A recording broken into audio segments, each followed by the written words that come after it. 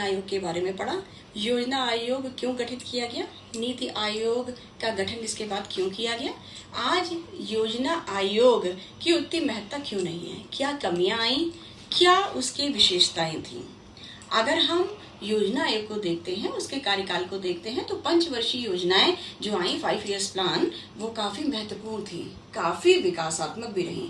लेकिन जिस तरीके से परिवर्तन का युग है, निरंतर परिवर्तन होता रहता है, नई चीजों को जोड़ने के लिए नीति आयोग का गठन किया गया। लेकिन पंचवर्षीय योजना क्यों जरूरी थी, क्या महत्वपूर्ण थी, क्या उसकी अच्छाइयां थी, क्या कमियां थी, ये जानने का हम प्रयास करेंगे इस वीडियो के जरिए। और योजना आयोग बीच में स्थगित की गई, 1 वर्षीय योजनाएं चालू की गई, जब इमरजेंसी का टाइम था, पाक युद्ध का टाइम था, भारत चीन युद्ध का टाइम था। उस समय क्या स्थिति थी, योजना आयोग द्वारा पंचवर्षीय योजना को गठित करके फिर से गठित क्यों किया गया, इन सब को हम इस वीडियो के माध्यम से जानने की कोशिश करेंगे। और इसके बाद हम नीति आयोग को पढ़ेंगे कि नीति आयोग में क्या इंपॉर्टेंट था, क्या योजना आयोग की झलक नीति आयोग में मिलती है, नीति आयोग किस तरीके से कार्य करता है, आगे की वीडियो में हम देखने का प्रयास करेंगे। पहले हमने वीडियोस में योजनाओं को देखा, योजना क्यों बनाई जाती है, योजना किस तरीके से होती है, योजना आयोग को देखा, सुना और समझा। अब हम देखते हैं कि योजना आयोग द्वारा जो कार्य किया गया, मतलब पंचवर्षीय योजनाओं के अंतर्गत। तो पंचवर्षीय योजना क्या है और क्यों बनाई गई और अंत में क्यों समाप्त कर दी गई। तो पंचवर्षीय योजना भारत सरकार द्वारा तैयार की गई एक आर्थिक विकास की रूपरेखा होती है, मतलब जो हर साल 5 वर्ष के लिए बनाई जाती है। ये आर्थिक विकास के लिए एक पूरा फ्रेमवर्क तैयार किया जाता है और 5 वर्षों की योजनाओं की रूपरेखा इसके अंतर्गत होती है। इन योजनाओं को 1951 से लेकर 2014 तक योजना आयोग द्वारा बनाया गया और क्रियान्वित किया गया, जिसका मुख्य उद्देश्य था समाजवाद की ओर बढ़ते हुए योजनाबद्ध विकास, मतलब समाज को प्राथमिकता दी गई और सिस्टमैटिक वे से डेवलपमेंट की बात की गई। 2051 से 2014 तक योजना आयोग का कार्यकाल था और पंचवर्षीय योजना के अंतर्गत योजना आयोग द्वारा काफी अच्छा कार्य किया गया। अब हम पंचवर्षीय योजनाओं को देखते हैं। तो सर्वप्रथम आती है पहली पंचवर्षीय योजना 1951 से 1956 के मध्य। इसका मुख्य उद्देश्य था कृषि, सिंचाई और भूमि सुधार पर कार्य करना। लक्ष्य था आजादी और बंटवारे के बाद अर्थव्यवस्था को पुनर्जीवित करना, मतलब अगर अर्थव्यवस्था जो आप फाइनेंशियल प्रॉब्लम चल रही थी लोगों की, उसको दूर करना और फाइनेंशियली प्रोग्रेस की तरफ आगे बढ़ना। और इसका रिजल्ट जो देखा गया पहली पंचवर्षीय योजना का, वो अत्यंत सफल रहा और लक्ष्य से अधिक विकास दर को उन्होंने प्राप्त किया 3.6% के बीच में। तो पहली पंचवर्षीय योजना सफल हुई और दूसरी पंचवर्षीय योजना की तरफ बढ़ा गया। दूसरी पंचवर्षीय योजना का समय काल था 1956 से 1961 के बीच। इसका मुख्य उद्देश्य था उद्योगों का विकास, भारी उद्योगों का विकास। यह आधार बना महालनोबिस मॉडल और इसका रिजल्ट जो देखा गया वो है औद्योगिकरण की ओर देश का बड़ा कदम। आजादी के बाद पहली पंचवर्षीय योजना कृषि पर आधारित थी, आधारभूत चीजों पर आधारित थी, आर्थिक व्यवस्था को बढ़ाने की ओर कदम था। दूसरी पंचवर्षीय योजना में कृषि के साथ साथ उद्योगों पर बल दिया गया और भारी उद्योगों के विकास के लिए काम किया गया और उद्योग की तरफ बड़ा विकास हुआ। तीसरी पंचवर्षीय योजना का कार्यकाल था 1961 से 1966 के मध्य। इनका मुख्य उद्देश्य अब था आत्मनिर्भरता तथा रक्षा क्षेत्र की ओर कदम बढ़ाना। चुनौतियां जो सामने आई वो 1962 का चीन का युद्ध था और 1965 का पाकिस्तान युद्ध था। इसका रिजल्ट इस वजह से ये हो गया कि योजना बाधित हुई और आर्थिक संकट आ गया, मतलब जो आत्मनिर्भरता और रक्षा क्षेत्र की ओर सोचा गया कदम था वो नहीं हो पाया युद्ध की वजह से, एक बार चीन युद्ध की वजह से और दूसरा पाकिस्तान युद्ध की वजह से।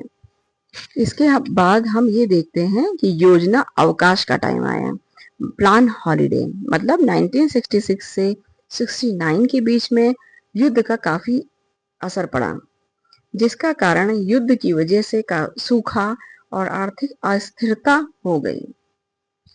विकल्प के रूप में पंचवर्षीय योजनाएं ना अपना करके 3 वार्षिक योजनाएं एनुअल प्लान अपनाए गए। फिर पंचवर्षीय योजनाओं की शुरुआत हुई। चौथी पंचवर्षीय योजना 1969 से 1974 के लिए गठित की गई, जिसका मुख्य उद्देश्य था स्थिरता के साथ विकास और आत्मनिर्भरता, क्योंकि युद्ध हो चुका था और स्थिरता लाना बहुत जरूरी हो गया था। लेकिन इसके रिजल्ट के तौर पे तेल का संकट बढ़ गया और 1971 का भारत पाक युद्ध हो गया, जिससे योजनाएं प्रभावित फिर से हो गई और पंचवर्षीय चौथी योजना ढंग से नहीं चल पाई। पांचवी पंचवर्षीय योजना 1974 से 1979 के लिए बनी। इसका फिर से मुख्य उद्देश्य था, क्योंकि युद्ध हो गए थे, आर्थिक व्यवस्था प्रभावित हो गई थी, उद्योग और कृषि प्रभावित हो गया था, सूखा पड़ गया था, तेल का संकट पड़ गया था। तो मुख्य उद्देश्य रहा इस पंचवर्षीय योजना का गरीबी हटाओ और आत्मनिर्भरता को बढ़ाना था। रिजल्ट के तौर पे हम देखते हैं उस समय आपातकाल लागू हो गया, इमरजेंसी का टाइम, और योजना को 1978 में समय से पहले ही समाप्त कर दिया गया। पंचवर्षीय योजना, पांचवी पंचवर्षीय योजना भी इस तरीके से कुछ समय बाद असफल सिद्ध हो गई। इसके पश्चात हम रोलिंग योजना को देखते हैं। मतलब 1978 से 1988 के बीच जो योजना लागू की गई उसे रोलिंग योजना कहा जाता है। जनता पार्टी की सरकार द्वारा इसे लागू किया गया और हर साल समीक्षा और संशोधन पर बल दिया गया। छठी पंचवर्षीय योजना 1980 से 1985 को लागू की गई। इसका मुख्य उद्देश्य था बुनियादी ढांचे का विकास, जो काफी प्रॉब्लम्स के बीच में विकास काफी कुछ गरीबी की तरफ चला गया था। गरीबी काफी बढ़ गई थी, आत्मनिर्भरता में कमी आई थी, उद्योगों और कृषि में कमी आई थी, देश संकट काल से गुजर रहा था। तो मेन उद्देश्य था बुनियादी ढांचे का विकास और गरीबी को कम करना। परिणाम के स्वरूप पे हम देखते हैं कि निजी क्षेत्रीकरण में उदारीकरण की शुरुआत की गई। निजी क्षेत्र में उदारीकरण आया, कहीं ना कहीं ग्लोबलाइजेशन की शुरुआत हो गई, निजी सेक्टर खुले और लोगों को रोजगार प्रदान किया जाने लगा। इसके पश्चात आई सातवीं पंचवर्षीय योजना 1985 से 1990 का सफर इसने तय किया। इसके मुख्य उद्देश्य थे उत्पादकता में बढ़ोतरी, रोजगार में बढ़ोतरी और सामाजिक न्याय, जिसका परिणाम ये आया कि निजी क्षेत्र का विस्तार किया गया और तकनीकी प्रगति हुई। मतलब प्राइवेटाइजेशन को बढ़ाया गया, टेक्नोलॉजी को बढ़ाया गया और प्रगतिशीलता की तरफ बढ़ने के लिए निजी क्षेत्र और तकनीकी क्षेत्र को काफी विकसित किया गया। इसके पश्चात राजनीतिक अस्थिरता बनी रही और आर्थिक संकट बना रहा। वार्षिक योजनाएं लागू की गई, पंचवर्षीय योजनाओं को रोक दिया गया और वार्षिक योजनाएं 1990 से 1992 के बीच लागू की गई। इस बीच कोई पंचवर्षीय योजना नहीं थी और 2 साल वार्षिक योजनाएं बनी, लेकिन इसमें भी बहुत सफलता नहीं देखी गई, तो पंचवर्षीय योजनाओं को आगे बढ़ाया गया। आठवीं पंचवर्षीय योजना 1992 से 1997 की ओर गठित की गई। इसका मुख्य उद्देश्य था आर्थिक उदारीकरण, निजीकरण, वैश्वीकरण। मतलब आर्थिक स्तर पर उदारीकरण को बढ़ावा मिला, निजीकरण प्राइवेटाइजेशन को बढ़ावा मिला, वैश्वीकरण ग्लोबलाइजेशन को बढ़ावा मिला। इस तरीके से हम देखते हैं कि नए भारत की शुरुआत हुई और नई भारतीय अर्थव्यवस्था की शुरुआत हुई, जिसमें सरकारीकरण के साथ साथ निजीकरण की ओर एक कदम बढ़ाया गया। नवी पंचवर्षीय योजना का गठन 1997 से 2002 के बीच किया गया। इसका मुख्य उद्देश्य था समावेशी विकास, मतलब सबका विकास और महिला सशक्तिकरण।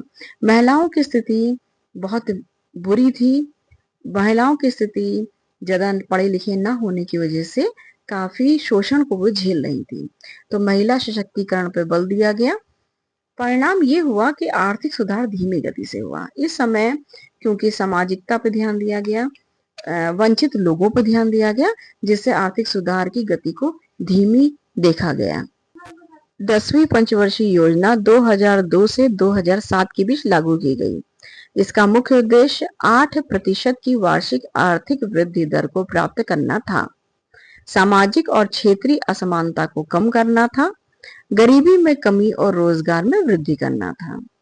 मतलब आर्थिक वृद्धि दर को प्राप्त करें, समाज में जो क्षेत्र में असमानता फैली है उसको कम करने का सरकार द्वारा प्रयास किया गया और गरीबी में कमी लाने के लिए, रोजगार को बढ़ाने के लिए प्रयास किए गए।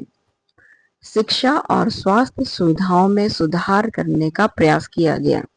मुख्य विशेषताओं के तौर पे देखते हैं हम तो growth with justice and equality, equity, न्याय और समानता के साथ विकास की बात की गई कि न्याय और समानता को लेकर के हम ग्रोथ की बात करें, हम विकास की बात करें।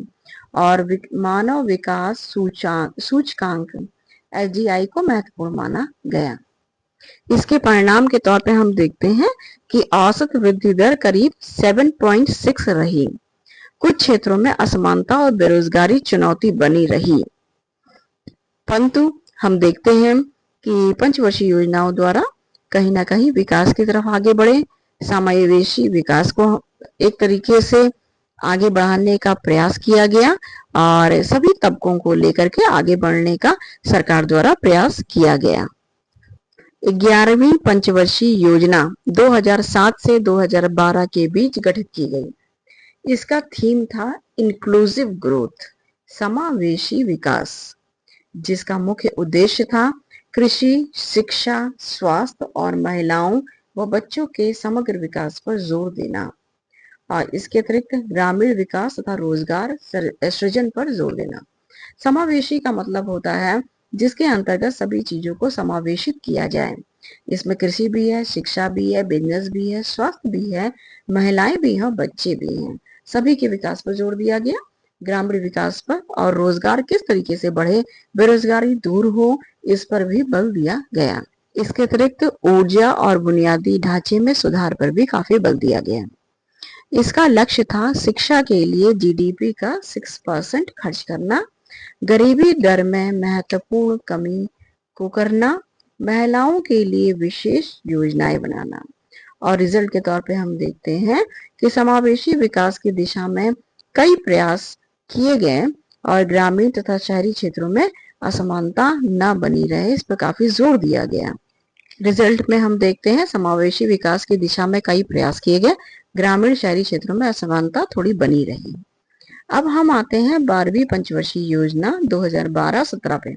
इसकी थीम थी faster, more inclusive and sustainable growth, मतलब तेज, अधिक समावेशी और टिकाऊ विकास की ओर जोर देना। इसके लक्ष्य के तौर पे हम देखते हैं तो GDP वृद्धि पर 8%, गरीबी में 10% की कमी, शिक्षा, स्वास्थ्य और जलवायु परिवर्तन पर ध्यान देना और बुनियादी ढांचे में निजी भागीदारी को बढ़ाना, इन सब पर जोर दिया गया। अब हम इनके परिणामों को देखते हैं तो वैश्विक मंदी और आंतरिक चुनौतियों के कारण लक्ष्यों को पूरी तरह से हासिल नहीं किया जा सका। हालांकि कई क्षेत्रों में सुधार देखा गया, विशेषकर स्वास्थ्य और शिक्षा के क्षेत्र में। कुछ प्रॉब्लम्स आई, लेकिन फिर भी ये पंचवर्षीय योजना को सुधारात्मक कदम उठाए गए। पंचवर्षीय योजनाओं का इसके बाद अंत देखा गया। 12वीं पंचवर्षीय योजना 2012 से 17 के बाद केंद्र सरकार ने पंचवर्षीय योजना प्रणाली को ही समाप्त कर दिया और इसकी जगह नीति आयोग की स्थापना की गई, जो 2015 में की गई। लचीली, समावेशी, राज्य भागीदारी आधारित नीति निर्माण संस्था के द्वारा नीति आयोग की स्थापना की गई, जो विकेंद्रीकरण पर आधारित थी। इस प्रकार हम देखते हैं योजना आयोग द्वारा काफी कार्य किया गया जो देश हित में था। कृषि, उद्योगों, रोजगार, वंचित लोगों, समावेशी विकास पर काफी बल दिया गया, लेकिन योजना आयोग को समाप्त करके नीति आयोग की तरफ बढ़ा गया। आगे की वीडियोस में हम नीति आयोग को पढ़ेंगे, समझेंगे और उसकी उपयोगिता को समझने का प्रयास करेंगे।